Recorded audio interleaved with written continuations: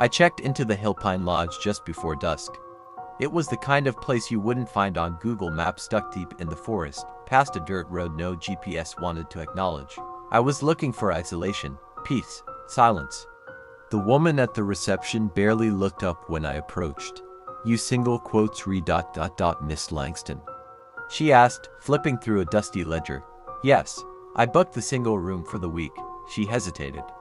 "You've been assigned room 6B. Her voice cracked slightly when she said it. The hallway was dim. Lights flickered like they were gasping for breath.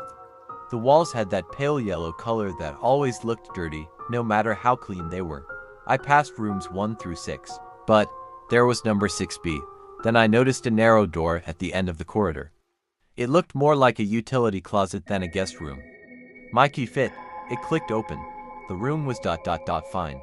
Old wallpaper, faint smell of lavender, and something underneath, something musty. One window, looking out into thick pine woods. I unpacked and sat on the bed. The mattress groaned. That's when I saw the mirror. It wasn't hanging, it was built into the wall. Antique, tall, almost floor length. And I swear, for a second, I saw someone else standing behind me in it. But when I turned around, no one. That night, I heard footsteps from above. Heavy, dragging, but I was on the top floor. There was no upstairs. I told myself it was the wind, or pipes, or whatever people tell themselves when they want to sleep. But around 13 a.m., the mirror shifted. Just a millimeter, but enough. The next morning, I went down to ask about the room. "There's number 6B, the woman at reception said, but that's the room you gave me. I think you're mistaken. We don't have a 6B. Never have." I went back upstairs.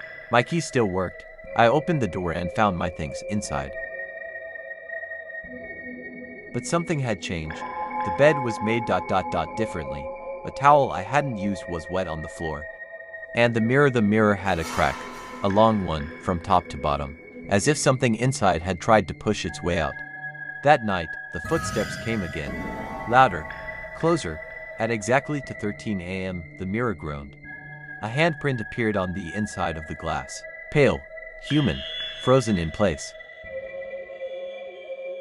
I packed my bags. I tried to leave. The hallway had no end. It just kept going. Turn after turn, door after door, all numbered 6B. I screamed. I banged on walls. No sound, no echo. Only that slow, dragging footstep, always behind me, but never quite there. I collapsed back into my 6B, or a 6B, and waited for morning. When light filtered in, I found a note under the door. Written in shaky handwriting, "Don't let her out." The mirror had no reflection now, just darkness. That night, she spoke, a voice not from the mirror, but inside my head. Cold, childlike, whispering, "You're the new one now." My reflection was gone. Now, every guest who checks in asks about room 6B. The woman at reception always says the same thing: there is no room 6B. But sometimes when it's very quiet, you can hear the sound of someone screaming from behind the wall.